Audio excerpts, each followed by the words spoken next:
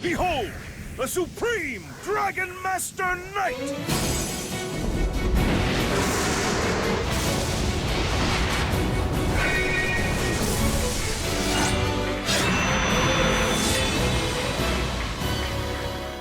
Welcome along, fellow Dark Magician enthusiasts, to yet another deck profile. King of Games for the month of June. Oh my god, it was hell. Oh, this is the most oppressive meta I've ever been a part of. Oh my god, it was just pain. It was just painful. Oh, and it's only gonna keep going. Like, oh boy. But anyway, we're gonna do deck profile. Now, I wanted to try Master of the Dark and Chaos specifically because last month I used the Ivy Knight Dragon. I was like, you know, let's give this one a shot again. Because I do like chopping and changing, keeping my skills up to date and, like, you know, fresh in my mind and in my muscle memory. And yeah, nice skill, but this deck, this skill struggles a lot to play under Necro Valley, and it's the one card that Stardust ran this month that was just absolutely abysmal. Oh, like, just nightmare playing on under Necro Valley. You can't use Ultimate Fusion, you can't summon DM from Grave, like, oh, it's terrible. It's so bad. Like, that's the one weakness this skill has, but it's still good. This skill is still really, really good. Okay, don't, like, just because it can't play under Necro Valley doesn't mean it's trash. It's still a very good skill. Because the consistency is insane. Now, I called it the No Magicians for a few specific reasons. Droll, DD Crow, and Droplet. 3 staples, MVPs, that absolutely just say no to whatever your opponent's doing. Droll will kill a lot of decks, will stop them in their tracks, and so will DD Crow. These 2 interruptions together are very good when you're going second. Droplet as well is also good for both going first and second, like slowing down your opponent more. There goes my 3 o'clock alarm, sorry about that. Yeah, stopping your opponent more, but also if you're going second, you can use Droplet to just break through your opponent's field. Very good card. So for the next format especially, use these 3.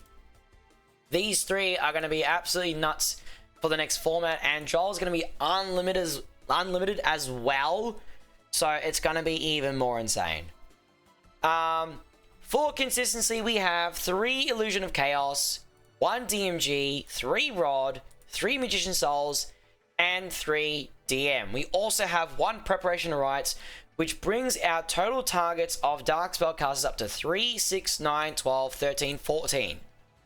So Preparation of Rites will get you Illusion of Chaos, and then you can use your skill to activate your... So you can use your skill, reveal Illusion of Chaos, and get your combos going from there if you really need to. You always play 1 DMG, you never play more than 1. More than 1 is pretty much a brick because you have to send DMG to the graveyard with the skill, so you only ever want to use 1. And I have had the question asked before, where you get this art. This art was previously available as part of a bundle. 9th anniversary set, Dark Magic Teacher and Student bundle. It might be in the shop, it might not be, so check the bundle, see if it's available. Otherwise, you're gonna have to wait until Selection Box Volume 9 comes out. But anyway, as for the other cards, 3 Rod, you know, you need your normal summon. 3 Souls, very vital part of the going first combo. And 3 DM because, you know, 3 of the Ultimate Wizard, it keeps your deck alive and it adds to consistency a lot. 1 Timaeus. Now, Timaeus can be used in various ways. You can use it as a method to fusion summon Dragoon. You can also use Timaeus going first if your opponent happens to somehow stop Magician Style summoning DM or DMG from graveyard to help make Hermetic Seal of the Heavenly Spheres. So I did have an instance where I think it was like DM or DMG. It was DM that was banished, sorry, yeah. So DM was banished by DD Crow. So I ended up summoning DMG. I had Rod on the field as well as DMG. Summon Timaeus. Use these 2 to make Protector Whelp. And then use Whelp and Timaeus to make Hermetic Seal of the Heavenly Spheres. So it can be used in multiple ways. I wouldn't diss this card at all. This is a very good card. In certain circumstances, it's got some utility. We do, for our last monster count, we have Grand Tusk Dragon. This is necessary for Hieratic Seal, the Heavenly Spheres. No other dragon is really going to give you more value in the deck than Grand Tusk is. Plus, with these skills restrictions, you can only summon level 8 light or earth monsters. So your dragon needs to be a level 8 light dragon or a level 8 earth dragon.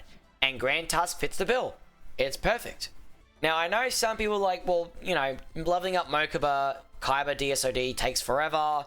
Like, you know, I haven't got much time to grind and stuff. If you play character deck duels, get the EXP bottles, you can level up characters really quickly. You can pretty much get 10 of those bottles per month, which is 10 levels for free every single month. So it'll help speed up the grind a lot. Utilize character deck duels if you can. For our spell count, we have 1 Magician's Salvation, necessary part of the combo. Only need 1 field spell. 2 Soul Servant for the grind game and also the going first combos. If you don't have 2 copies of Soul Servant, wait until you get a UR Dream ticket and use it on Soul Servant because it's available in UR Dream tickets. Yeah.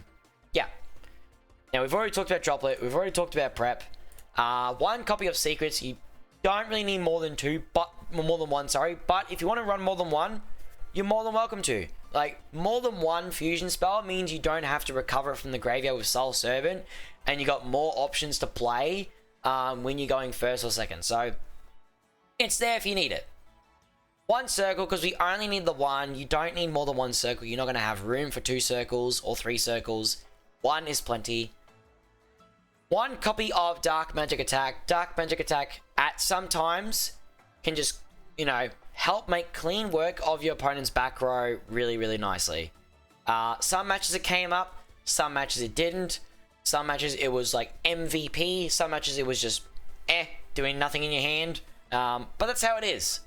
That's how it is at times. But yeah, Dark Magic Attack, very, very good card, especially against back row decks. Back row decks suffer a lot against this card, and they will do everything to stop this from resolving.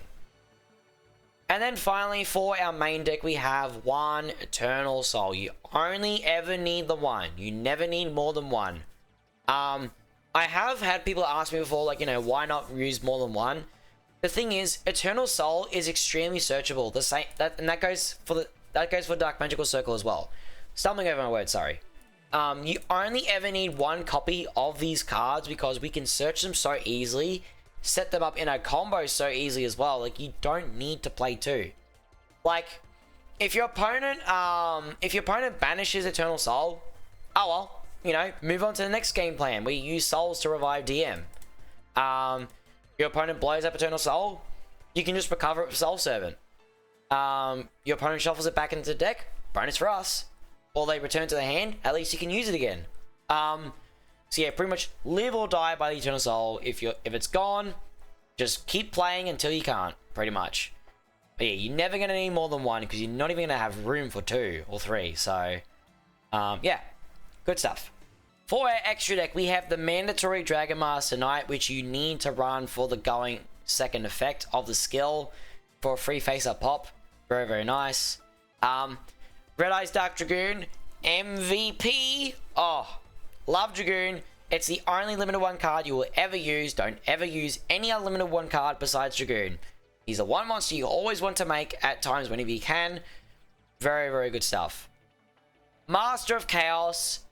If you're having a problem with Destiny Hero, if you can get Blue Eyes Ultimate onto the field, get Master of Chaos onto the field as well, and your opponent doesn't touch Master of Chaos or Blue Eyes Ultimate, you can distribute both Master of Chaos and Blue Eyes Ultimate for a free board wipe, and your opponent's not going to be able to do anything to it unless they have a monster negate specifically for Master of Chaos. Very, very good Destiny Hero board wipe. Loved it. Resolved it a couple of times, and it is just magnificent. 1 copy of the Great Double Caster. If your opponent just keeps setting up walls, like, you know, puts all their big monsters in defense, just use this to just beat over the whole lot. Like, you know, just ignore them all, go straight for the opponent's life points. It's a very funny card. Came up a couple of times during live, and it won me games. And what can I say?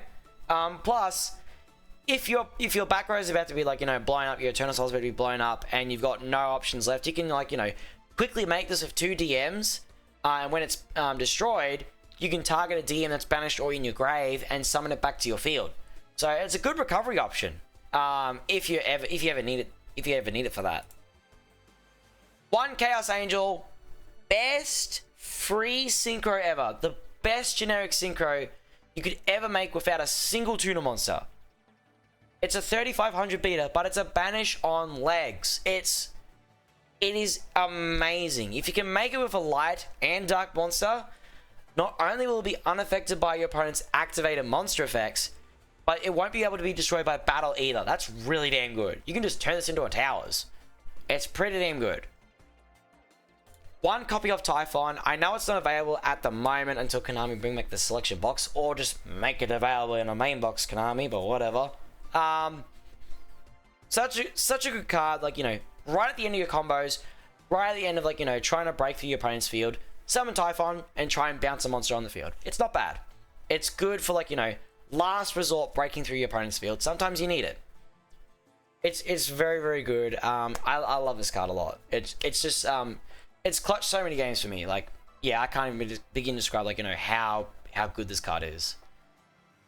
Hieratic Seal of the Heavenly Spheres, which is the main focus of the whole turn 1 combos, which is made possible by both Protective Whelp of the Destruction Swordsman, which requires 2 monsters, and Imduct the World Chalice Dragon, which only requires a normal monster, which in this case, sorry, would be DM.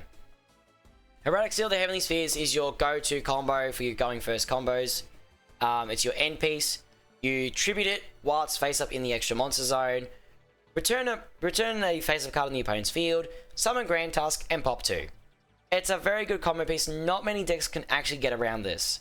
Some decks struggle to play through this, some play through it easily. It really just depends, but this is a very, very good card. Doesn't require any targeting whatsoever. It's very, very nice. But yeah, that's really about it for the whole deck profile as a whole. No, this deck can't unfortunately give Chaos Angel the light attribute effect because there is no level 2s or like level 3 lights or level 7 lights in this deck, unfortunately. But this is still, Chaos Angel is still a really good card to use even if you can't get the light attribute effect. Banish on legs, 3500 attack is still well enough to like beat over many monsters. It's very, very good. You guys should try it out. This whole climb as a whole was very, very painful, and I know it's still going to be painful with the next format. Next format, as you guys are aware, there are rocket monsters that have been released with the latest box, but that's not really going to do much to the meta whatsoever because if we go to the Forbidden and Limited list, Therion might be dead. Destiny Hero might have lost their big game plan for going through a lot of their rubbish, but Crimson Dragon, like, it's limited 1, stops Stardust players from playing Necro Valley, but Stardust is still very powerful. Its skill hasn't been hit whatsoever, and the only real hit they received was tuning to limited 3, and Konami for some reason decided to unlimit Droll and Lockbird. So you are going to have some troubles. I know I'm going to have some troubles as well. This is going to be very, very rough. I'm not looking forward to seeing Droll over and over and over, but we will do our best. And next month will be a good time to showcase the Ivy Knight Dragons buff, which will make DM more resilient to going first combos. Like, it'll make DM more resilient to hand traps, and interruptions. So if you can't make DM the Dragon Knight, if you're able to summon DM, you can keep your combos going. So there is that possibility there, and you guys will see it showcased next month. And if you do want to see that, tune into my live streams or just watch my videos, which I'll always post them every single month. But yeah, that is really about it about my experience of the meta. Just a lot of Stardust, and we're going to continue having Stardust until Konami decide to curb it a bit more. But hey, let me know what you guys how you guys perform this meta this month, what your game plan is for next month, and yeah. With that all being said, thank you all very much for watching. I'll see you all next time.